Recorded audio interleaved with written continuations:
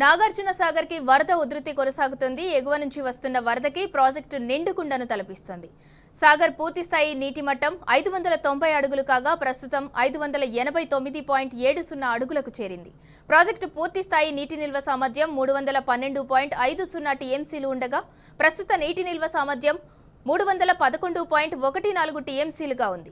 Project inflow outflow 3,45,795 క్యూసెక్కులుగా ఉంది. దీంతో అధికారులు ప్రాజెక్టు 26 గేట్లు ఎత్తి దిగువకు నీటిని విడుదల చేశారు.